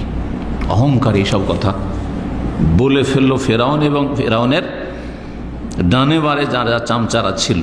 ওয়াকালা মুসা, মুসা আলাইহিস সালাম বললেন জবাবে, রব্বি আ'লামু বিমান জাআ বিল হুদা মিন ইনদিহি, আমার প্রতিপালক বেশি জানেন, সর্বাধিক জানেন যে কে সঠিক দিক নির্দেশনা নিয়ে এসেছে, হেদায়েত নামা নিয়ে এসেছে মিন ইনদিহি, তার পক্ষ থেকে। ওমান তাকুনু লাহু আকিবাতুদ-দার, আর কার জন্য রয়েছে পরকালের শুভ পরিণাম, উত্তম পরিণাম। ইন্নাহু লা ইউফলিহুজ জালিমুন, জেনে রাখুন যে জালেমরা কখনো সফলতা লাভ করবে না।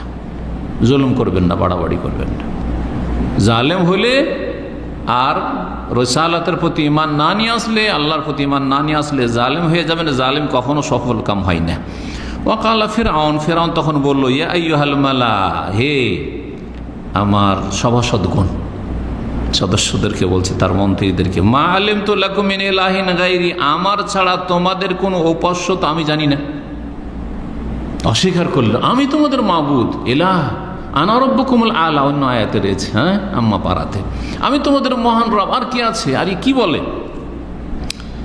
মিথ্যা কথা বলছে, কিন্তু অহংকারে বলছে, ভিতরে অন্য কিছু রয়েছে। আল্লাহ কোরআনে তাই বলেছেন। ওয়াজাহাদু বিহা, অস্বীকার করেছিল। ওয়াস্তাইকানাথা আনফুসুহুম যুলমান ওয়া উলুওয়া, অথচ তাদের অন্তরে ইয়াকিন ছিল যে মূসা সত্য বলছে, মূসার রব, হারুনের রবই আমাদের রব। কিন্তু মানলে আমাদের দাপট থাকে না, আমাদের স্বার্থে আঘাত লাগে। এই স্বার্থে আঘাত লাগে, এই কারণে যারা হককে প্রত্যাখ্যান করেছে তাদেরকে আল্লাহ দুনিয়া আখিরাতে লাঞ্ছিত করবেন যুগে যুগে। আজকাল যত বেদাতিরা রয়েছে, আর শিরকি আকীদার লোকে রয়েছে, আর গোমরা পথভ্রষ্ট রয়েছে, আর চরমপন্থীরা রয়েছে, তাদের অবস্থা এরকম। ফাওকিদ লি ইয়া হামান আলা তিন, এখন জাতিকে ধোকা দেবে, জাতির চোখে ধুলা দেবে, কানাকাহি করে দেখাবে। বলছে, হে হামান, তার মন্ত্রী, বড় মন্ত্রী ছিল, প্রধানমন্ত্রী, হে হামান, তুমি আমার জন্য ইট পোড়াও তো। আওকাদা মানে জ্বালানো, আর তিন হচ্ছে কাদামাটি, তো কাদামাটিকে জ্বালে ইট হয়, ইট পোড়া। ফাজআল্লি সারহান, অতঃপর আমার জন্য একটি প্রাসাদ নির্মাণ করো, উঁচা একবার একটি টাওয়ার তৈরি করো। সেই যুগের সবচেয়ে উঁচা টাওয়ার তৈরি করালো। আর উদ্দেশ্য হচ্ছে দেশবাসীকে, জনগণকে মূসা আলাইহিস সালামের সঠিক দাওয়াত থেকে দূরে সরিয়ে রাখা। লাআল্লি আত্তালি ইলা ইলাহি মূসা, ওই টাওয়ারের ওপর, আমি প্রাসাদের ওপরে উঠব, আর উঠার পরে মূসা আলাইহিস সালামের মাবুদ, উপাস্যকে আমি উকি মেরে দেখব যে কোথায় আছে। মূসা যে বলছে যে আকাশের ওপর, আমার রব আছেন, তো দেখবো একটু কোথায় আছে। কত ধোঁকাবাজি!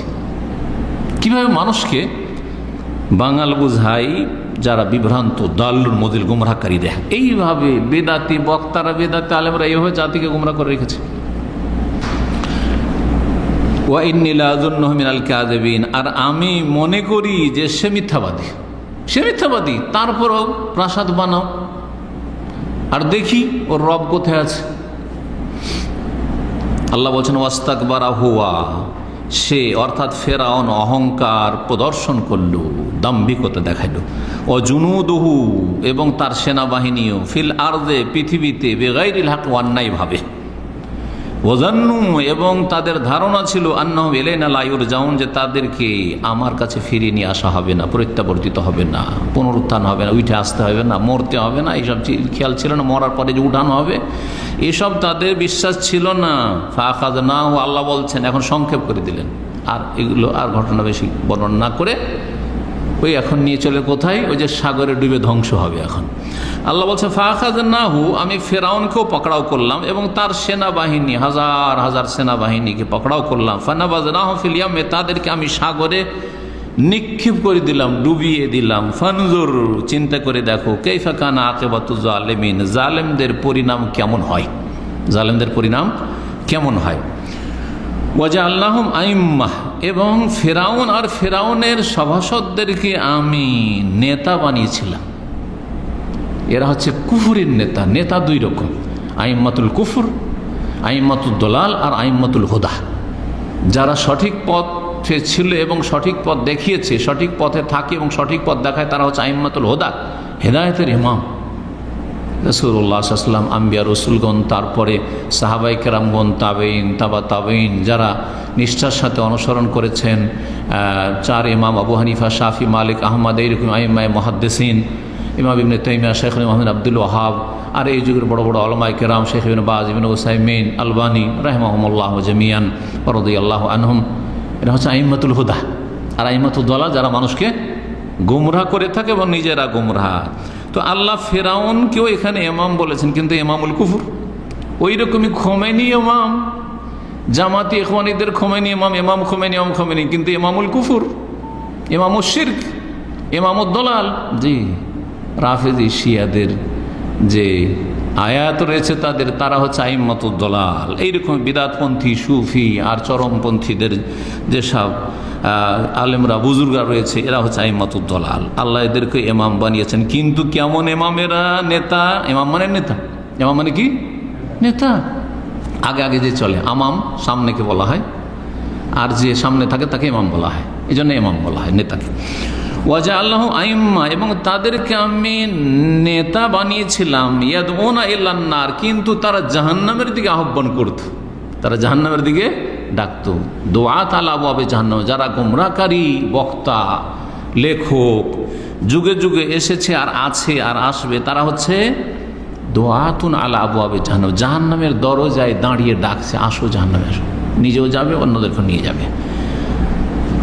এটা হাদিসে রয়েছে এই শব্দটি, সহিহ বুখারী হাদিস। আর এখানে রয়েছে ইয়াদউনা ইলান নার, এইসব নেতাগুলি জাহান্নামের দিকে আহ্বান করে। ওয়া ইয়াউমাল কিয়ামাতি লা ইউনসারুন, কিয়ামতের দিনে সাহায্য প্রাপ্ত হবে না, কোনো সাহায্য আসবে না, কোনো সুপারিশ হবে না, চিরস্থায়ী জাহান্নামী হবে।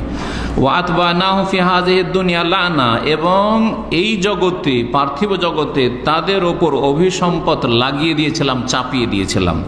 ওয়া ইয়াউমাল কিয়ামাতি মিনাল মাকবুহিন, আর কিয়ামতের দিবসে তারা বড়ই ঘৃণিত হবে, দুর্দশাগ্রস্ত হবে। কবিহুন থেকে হচ্ছে, বা কাবাহাতুন থেকে হচ্ছে মাকবুহিন, ইসম মফউল। আর কবিহ মানে হচ্ছে নোংরা, নিকৃষ্ট, ঘৃণিত। তো এটা হচ্ছে শাব্দিক অর্থ। এই জন্য বললাম তারা কিয়ামতের দিনে বড়ই ঘৃণিত হবে আল্লাহর নজরে, আল্লাহর ফেরেশতাদের নজরে, আম্বিয়া রসুলগণের নজরে, মুমিনদের নজরে তারা বড়ই মকবুহীন, বড়ই ঘৃণিত, নিকৃষ্ট হবে। জি, চতুষ্পদ জন্তু চাইতেও তারা নিকৃষ্ট যেহেতু আচরণ করেছে দুনিয়াতে, সুতরাং আখিরাতে তাদের এই দুর্দশা হবে। এই জন্য মকবুহীনের ভাব অর্থ অনুবাদকরা করেছেন কিয়ামতের দিবসে তারা দুর্দশাগ্রস্ত হবে। বড় ওয়ালাকাদ আতাইনা মূসাল কিতাব, আল্লাহ বলছেন যে নিঃসন্দেহে আমি মূসা আলাইহিস সালামকে আল কিতাব দিয়েছিলাম। কোন কিতাব দিয়েছিলেন? তাওরাত। মিন বাদি মা আহলাকনাল কুরুনাল উলা, প্রাচীন যুগের মানুষদেরকে, বহু মানুষকে, বহু জাতিকে ধ্বংস করে দেওয়ার পরে, মূসা আলাইহিস সালামের আগে বহু জাতি এসেছে, তাদের নবীরা এসেছে, নবীদেরকে যখন অমান্য করেছে পুরো জাতিকে আল্লাহ ধ্বংস করেছেন। আদ, সামুদ, এরকম লূত আলাইহিস সালামের জাতি, বিভিন্ন জাতিকে আল্লাহ রাব্বুল কী করেছেন? ধ্বংস করেছেন। নূহ আলাইহিস সালামের জাতি ধ্বংস করেছেন। বাসায়ের লিন্নাস, যাতে মানব জাতির জন্য রয়েছে আলোকবর্তিকা, চোখ খুলে দেবে যে নবীদের সাথ দিয়েছে যারা, তারা সম্মানিত হয়েছে, বেঁচে থেকেছে, তাদের প্রজন্ম থেকেছে পৃথিবীতে। আর যারা নবীদের সাথে দুশ্মনী করেছে, ভালো মানুষের দুশ্মনী করেছে, তারা ধ্বংস হয়ে গেছে, তাদের প্রজন্ম থাকেনি, লেজ কাটা, শেষ হয়ে গেছে। ওয়াহুদান, বাসায়ের মানে হচ্ছে আলোকবর্তিকা, মানব জাতির জন্য আলোকবর্তিকা হিসাবে। ওয়াহুদান, এবং দিক নির্দেশনা হিসাবে এই কিতাব তাওরাতকে আল্লাহ পাঠিয়েছিলেন। ও রাহমাতান, এবং রহমত স্বরূপ, লাআল্লাহুম ইয়াতাযাক্কারুন, যাতে করে বনি ইসরাঈলরা, সেই যুগের লোকেরা উপদেশ নিতে পারে। কিন্তু ফেরাউন আর ফেরাউনের সেনাবাহিনী কিবতীরা উপদেশ নেয়নি। আল্লাহ রাব্বুল আলামিন তারপরে নবী মুহাম্মদ সাল্লাল্লাহু আলাইহি ওয়াসাল্লামের কথায় আসছেন। এতক্ষণ পর্যন্ত মূসা আলাইহিস সালামের কথা আর ফেরাউন এবং ফেরাউনের সেনাবাহিনীর কথা চলছিল। এখন আল্লাহ রাব্বুল আলামিন নবী সাল্লাল্লাহু আলাইহি ওয়াসাল্লামের নবুয়ত, রিসালাতের সত্যতা প্রমাণ করছেন যে তুমি যে এই ঘটনাগুলি, যে মূসা আলাইহিস সালাম যে ঘটনা ঘটলো যৌবনকালে, একটা কিবতি তার হাতে খুন হলো, তারপরে সেখান থেকে পালিয়ে যেতে হলো মাদিয়ানে তাকে থাকতে হলো 10 বছর, সেখানে বিবাহ শাদী হলো, সেখান থেকে আবার যাত্রা শুরু হলো, সেখান থেকে আবার ফিরলেন, রাস্তায় কি ঘটলো সেই তুয়া নামক স্থানে, মোবারক স্থানে, তারপরে ফেরাউনের কাছে ফিরে আসলো, ফেরাউনকে ডুবিয়ে ধ্বংস করলাম, তার সেনাবাহিনীকে ধ্বংস করলাম। এসব কথা নবী তুমি কিভাবে জানলে? তুমি তো লেখাপড়া করোনি, হ্যাঁ? তুমি তো কোনো এমন নয় যে তুমি তাওরাত ইনজিল পড়তে, তোমার তো অক্ষরের কোনো জ্ঞানও ছিল না, তাহলে কি করে জানলে? তাহলে জানার একমাত্র সূত্র উপায় হচ্ছে যে তোমার কাছে আসমানি ওহী আসছে, ফেরেশতা জিবরিল আলাইহিস সালাম ওহী নিয়ে আসছেন, আর যার কাছে ওহী নিয়ে আসে তিনি রাসূল, এবং শেষ রাসূল শুধু বাকি আছে, ঈসা আলাইহিস সালাম পর্যন্ত চলে আসছেন। সুতরাং তুমি শেষ রাসূল, এটা মক্কাবাসীদের জন্য, আরব জাতির জন্য, সারা বিশ্বের মানবতার জন্য সুস্পষ্ট প্রমাণ। তারপরে যদি কেউ না মানে, তার মতো বড় কাফের কেউ নেই। আল্লাহ এই কথাগুলি বলতে চাইছেন এখন। ওমা কুনতা বিজানিবিল গারবি, হে নবী তুমি পশ্চিম প্রান্তে ছিলে না, ওই উপত্যকার পশ্চিম প্রান্তে, জি ডান দিক যেটা ছিল পশ্চিম প্রান্ত। ঈদ কাযাইনা ইলা মুসাল আমরা, যখন মূসা আলাইহিস সালামের জন্য আমি চূড়ান্ত নবুয়ত রিসালাতের ফয়সালা করেছিলাম, তাকে নবুয়ত রিসালাত দিয়েছিলাম। ওমা কুনতা মিনাশ শাহিদিন, এবং তুমি সেখানে উপস্থিত ছিলে না, তুমি সেখানে ছিলে না, আর সেখানে দূর থেকে দেখছিলে এমন কিছু না, বা সেখানকার তুমি বাসিন্দা ছিলে, সুতরাং সেই খবরগুলি জেনেছো, তাও না। তুমি তোমার বাড়ি মক্কা, আর কোথায় সেই ঘটেছে, কোথায়? তুয়া নামক স্থানে, তোর পাহাড়ে, বোঝা গেছে না? তো তুমি এগুলো জানলে কি করে? ওয়ালাকিন্না, তারপরে অনেক যুগ আগের ঘটনা, মূসা আলাইহিস সালামের ঘটনা, এই নয় যে 2, 4, 10 বছর 20 বছর আগের ঘটনা, হ্যাঁ। ওয়ালাকিন্না আনশানা কুরুনান, তবে আমি আল্লাহ রাব্বুল আলামিন বহু জাতিকে সৃষ্টি করেছি, আর বহু প্রজন্ম চলে গেছে, বহু জাতি চলে গেছে মূসা আলাইহিস সালামের পরে তোমার পর্যন্ত। ফাতাতাওয়ালা আলাইহিমুল উমরু, এবং অনেক যুগ গত হয়ে গেছে। তাতাওয়ালা মানে দীর্ঘ হয়ে যাওয়া, লম্বা হয়ে যাওয়া, আর অমর মানে আয়ু, বয়স। অনেক যুগ, এখানে যুগ, অমর মানে যুগ বোঝানো হয়েছে, অনেক যুগ গত হয়ে গেছে, অনেক যুগ চলে গেছে। তাহলে এইসব ঘটনা মানুষ ভুলে গেছে, আর তারপর তুমি সেই এলাকারও লোক না, তারপরে যে তুমি এসব ঘটনাগুলি এত সুন্দর করে তাদেরকে পেশ করছো, এখান থেকে তারা কি শিক্ষা নেবে না? তোমার কাছে ওহী আসছে, তুমি নবী রাসূল। ওমা কুনতা সাওয়ান ফি আহলে মাদিয়ান, আর তুমি মাদিয়ানবাসীদের কাছে অবস্থানরত ছিলে না, যে মাদিয়ানে যে মূসা আলাইহিস সালাম গিয়েছিলেন সেখানেও তুমি ছিলে না, শুআয়ব আলাইহিস সালামের দেশে। তাতলু আলাইহিম আয়াতেনা, যে আমার আয়াতগুলি তাদেরকে পড়ে শোনাচ্ছ, ওখানে দেখছো, জানছো। যেমন আজকাল ভ্রমণে অনেক যাচ্ছে, আর যাওয়ার পরে বলছে যে এখন আমরা এইখানে আছি, এই যে এইখানে এই ঘটেছে, এই ঘটেছে, সেখানে গিয়ে জানছে, তাই না? তো তুমি তো না মাদিয়ানে গিয়েছো, না তুর পাহাড়ে ওইখানে গিয়েছো, আর না যে ঘটনাগুলি ঘটেছে সেখানে তুমি উপস্থিত ছিলে সেই যুগে। ওয়ালাকিন্না কুন্না মুরসালিন, তবে আমি তোমাকে প্রেরণকারী, রাসূল করে, তোমাকে রাসূল করে প্রেরণ করেছি, সেই জন্য তুমি এসব কথা বলতে পারছো ওহী মারফত। ওমা কুনতা বিজানিবি তুর, আর তুমি তুর পাহাড়ের পাশেও ছিলে না। ইজ নাদাইনা, যখন আমি ডাক দিয়েছিলাম মূসা আলাইহিস সালামকে, হে মূসা, ইন্নী আনা আল্লাহ রাব্বুল আলামিন, আমি আল্লাহ রাব্বুল আলামিন। ওয়ালাকিন রাহমাতাম মির রাব্বিক, তবে তোমার প্রতিপালক পক্ষ থেকে রহমত, যে তুমি নবী রসুল হয়েছে। নবুয়ত রিসালাত হচ্ছে আল্লাহর পক্ষ থেকে রহমত। মানুষ চেষ্টা করে কোনোদিন হাসিল করতে পারবে না, এটা চেষ্টা করার জিনিস নয় যে অর্জিত। লিতুনজিরা কওমান মা আতাহুম মিন নাযিরিন মিন ক্বাবল, যাতে করে তুমি এমন সম্প্রদায়কে সতর্ক সাবধান করো, হেদায়েত করো, সঠিক রাস্তা দেখাও, যাদের কাছে ইতিপূর্বে দীর্ঘকাল পর্যন্ত কোনো নবী রাসূল আসেনি। ওই যে ইসমাঈল আলাইহিস সালাম, কয়েক হাজার বছর আগে, প্রায় 3500 বছর আগে নবী সাল্লাল্লাহু আলাইহি সাল্লামের, জি এখন থেকে প্রায় 5000 বছর বেশি হয়ে গেল ইব্রাহিম আলাইহিস সালামের যুগ, ইসমাঈল আলাইহিস সালামের যুগ। তো তারপরে মাঝখানে কোনো নবী রাসূল মক্কার আশেপাশে আসেনি। এসেছে বনি ইসরাঈলদের মধ্যে এসেছে, ফিলিস্তিনে এসেছে, শাম দেশে এসেছে। লাআল্লাহুম ইয়াতাযাক্কারুন, যাতে করে তারা উপদেশ নিতে পারে। মক্কাবাসী নবুয়ত রিসালাতের মুখাপেক্ষী, তাদেরকে জানাইতে হবে, না হইলে তো তাদের অজুহাত থেকে যে আল্লাহ আমরা জানতে পারিনি যেটা শিরক, এগুলো কুফরি, আমাদেরকে তো কেউ বলেনি সত্য দিনের কথা, তাওহীদের কথা, সুন্নাতের কথা, নবীদের শিক্ষার কথা আমাদের কেউ বলেনি। আল্লাহ সেই কথাই আয়াত নম্বর 47 বলছেন, ওয়ালাউলা আন তুসিবাহুম মুসিবাতুম বিমা কাদ্দামাত আইদিহিম, এই আশঙ্কা যদি না থাকতো, এমনটা যদি না হতো, এই ওজরটি যদি না থাকতো, তাহলে তাদেরকে যে খারাপ আচরণ তোমার সাথে আর তোমার সাহাবীদের সাথে করছে মক্কার লোকেরা, জুলুম অত্যাচার করছে, বাড়াবাড়ি করছে, তাদেরকে একেবারে ধ্বংস করে দিতাম, এমনি ধ্বংস করে দিতাম। তাদের শিরক কুফরির কারণ 300 বছর ধরে শিরক করছে, কাবা ঘরে শিরক করছে, কাবার চারিদিকে 360টা মূর্তি, ঘরে ঘরে মূর্তিতে ভরপুর করে দিয়েছে মক্কাকে, এই মোবারক জায়গাকে। সুবহানাল্লাহ, যেখানে আল্লাহ রাব্বুল আলামিন তাওহীদের ঘর নির্মাণ করেছেন ইব্রাহিম আলাইহিস সালামকে দিয়ে, সেই জায়গা শিরক কুফরিতে ভরে দিয়েছে। তা আমি তোমাকে নবী রসুল করে না পাঠিয়েও ধ্বংস করে দিতাম, কিন্তু তাদের কাছে একটা ওজর যে থেকে যায়।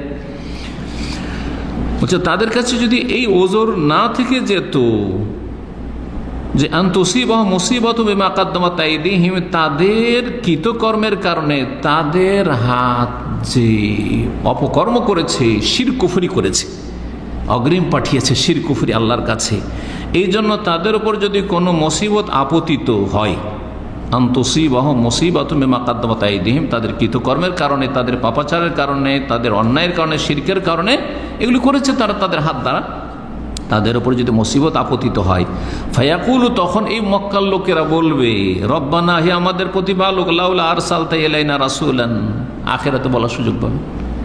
এখন তো মরে ধ্বংস হয়ে গেল, কিন্তু আখিরাতে পরকালে হিসাবের মাঠে বলার সুযোগ পাবে, আমাদের কাছে একজন রাসূল কেন পাঠাননি, ফানাত্তাবি আয়াতিকা, তাহলে আপনার বিধানাবলী, নিদর্শনাবলী আমরা অনুসরণ করতাম, মেনে নিতাম আপনার আয়াতকে, ওয়ানাকুনা মিনাল মুমিনিন, আর আমরা ইমানদার হয়ে যেতাম। এই ওজর অজুহাতের আশঙ্কা যদি না থাকতো, তাহলে ফালাউলার জবাব মুফাসসিরিনগণ বলেছেন এখানে উজ্জ্বল রয়েছে, লাআযাবনাহুম আল-আন, এক্ষুনি তাদেরকে আযাব দিয়ে ধ্বংস করে দিতাম, তোমাকে না পাঠিয়ে, বালা আযাবনাহুম ক্বাবলা আযালিক, তোমার আগে তোমাকে না পাঠিয়ে এমনি ধ্বংস করে দিতাম তাদের অপরাধের কারণে। কিন্তু আল্লাহ রাব্বুল আলামিন কোনো জাতিকে সতর্ক সাবধান না করে ধ্বংস করেন না, এত বছর মা কন্যা মুআযযাবিন হাত্তা নাবাসা রাসূল, আমি কোনো জাতিকে আযাব দিয়ে ধ্বংস করি না যতক্ষণ পর্যন্ত তাদের জন্য রাসূল না পাঠায়, প্রেরণ করি। আল্লাহ রাব্বুল আলামিন বলছেন তারপরে, ফালাম্মা জাআহুমুল হাক্কু মিন ইনদিনা, অতঃপর যখন তাদের কাছে সত্য আগত হলো আমার পক্ষ থেকে, আল্লাহর পক্ষ থেকে, শেষ নবী মুহাম্মদ সাল্লাল্লাহু আলাইহি ওয়াসাল্লামের মাধ্যমে, কালু, তখন মক্কার কাফেররা বলেছিল, লাউলা উতিয়া মিসলা মা উতিয়া মূসা, মুহাম্মদ যদি নবী রসুলই হবে তাহলে তাকে কেন দেওয়া হইল না যেমনটা মূসা আলাইহিস সালামকে দেওয়া হয়েছিল।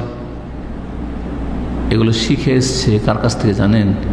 মদিনায় তো যেত মক্কার কাফেররা ব্যবসা বাণিজ্যের জন্য, যখন সামদেশে যেত তো মদিনায় অবস্থানও করতো, মদিনা আত্মীয়তাও ছিল তাদের, তো ইহুদিদের কাছ থেকে তাদের নেতারা কিছু গিয়েছিল, যাওয়ার পরে পরামর্শ নিয়ে এসেছিল যে আচ্ছা মুহাম্মদ যে এইসব কথা বলছে, নতুন নতুন কথা, আর আমাদের ধর্মের বিরোধিতা করছে, তো এই সম্পর্কে কিছু তথ্য।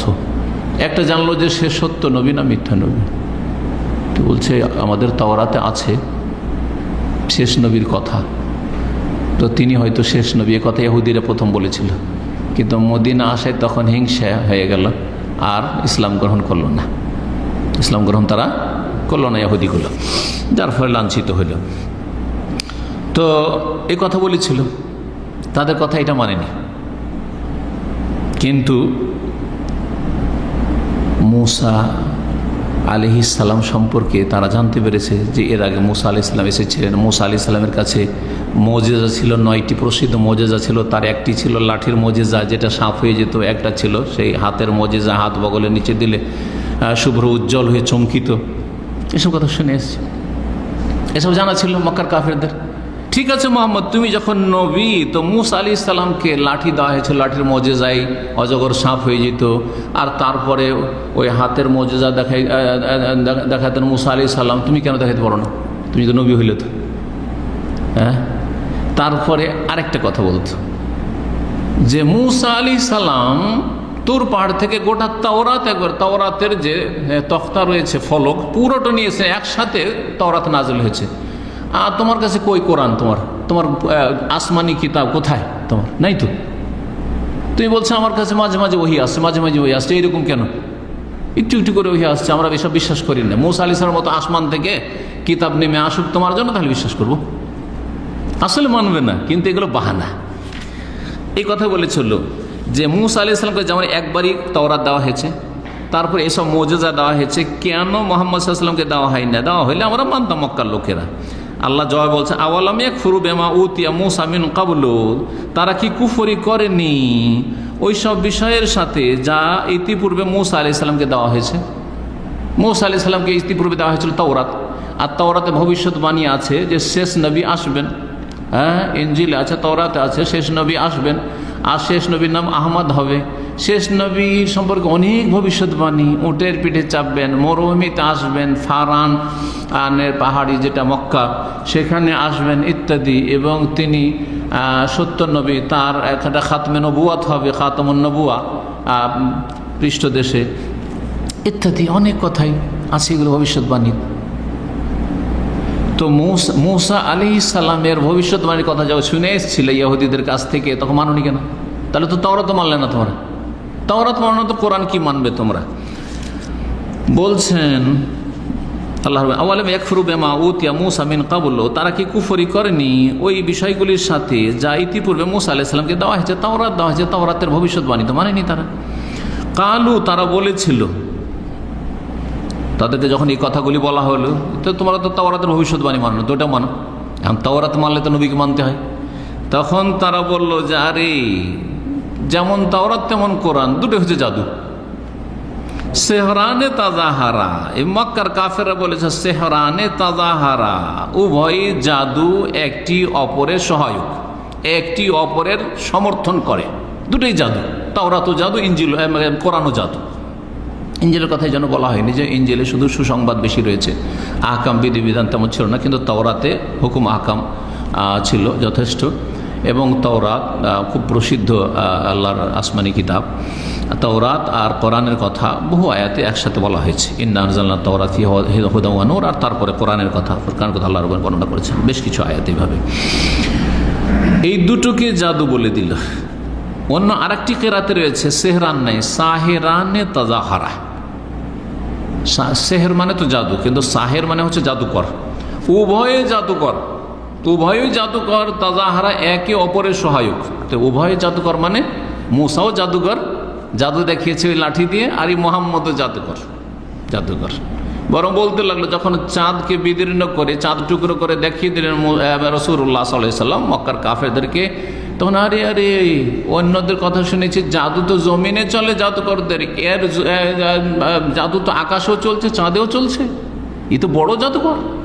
আউযুবিল্লাহ। এইভাবে তারা অহংকার বশত অস্বীকার করেছে আর বিভিন্ন বাহানা করেছে, যাদেরকে আল্লাহ হেদায়েত নসিব করেননি।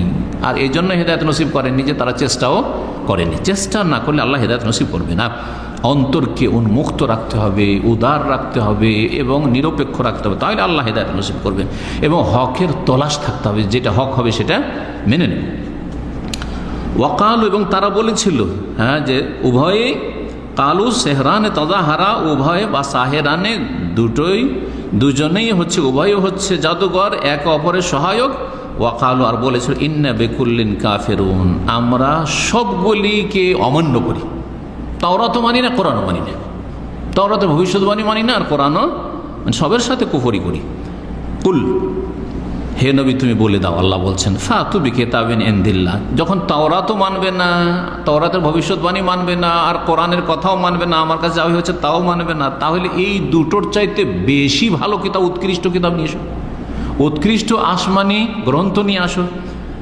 হে নবী তাদেরকে বলে দাও ফাতু বিকিতাবিন ইনদিল্লাহ, তোমরা তাহলে এমন একটি গ্রন্থ নিয়ে আসো আল্লাহর পক্ষ থেকে, হুয়া আহদা মিনহুমা, যা এই দুটো গ্রন্থের চাইতেও উৎকৃষ্ট হতে পারে, বেশি বেশি হিদায়াত দান করতে পারে, বেশি উৎকৃষ্ট হতে পারে।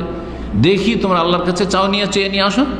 আত্তাবিউহু, তাহলে আমিও সেই কিতাবের অনুসারী হয়ে যাব। যদি এমন আসমানি কিতাব আল্লাহ নাজিল করেন সেটার আমিও অনুসারী হয়ে যাব। আল্লাহ ইন কুনতুম সাদিকিন, তোমরা যদি সত্যবাদী হও যে তাওরাত আর কোরআন দুটো হচ্ছে জাদু আর তোমার উভয় হচ্ছে জাদুঘর, তাহলে এর চাইতে ভালো কোনো আসমানি গ্রন্থ নিয়ে এসো যা তোমাদেরকে হেদায়েত করবে, আমিও হেদায়েত পাবো, আমি অনুসরণ করব। আল্লাহ বলছেন যে এটা কোনোদিন পারবে না, কোনো কিতাব আল্লাহ নাজিল করবেন না। আর শেষ কিতাব হচ্ছে আল কোরআনুল কারীম, শেষ নবী হচ্ছেন মুহাম্মদ রাসূলুল্লাহ সাল্লাল্লাহু আলাইহি সাল্লাম।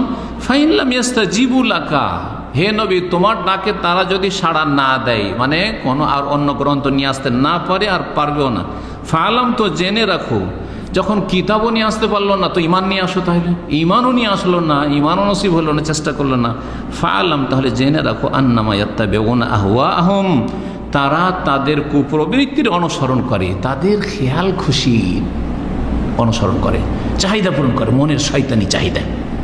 আহওয়া মানুষের মন যেদিকে ঝুঁকে, তো যারা বদ পরিচিত মানুষ তারা তাদের পাপের দিকে মন ঝুঁকবে, কুফুরের দিকে মন ঝুঁকবে, অন্যায়ের দিকে মন ঝুঁকবে। আর অধিকাংশ মানুষের এইরকম হচ্ছে স্বভাব। তো আল্লাহ বলছেন যে ফালাম জেনে রাখো আন্নামা ইয়াত্তাবিউনা আহওয়াহুম, আসলে তারা তাদের কুপ্রবৃত্তির মনের যে খারাপ কামনা বাসনা তার অনুসরণ করছে।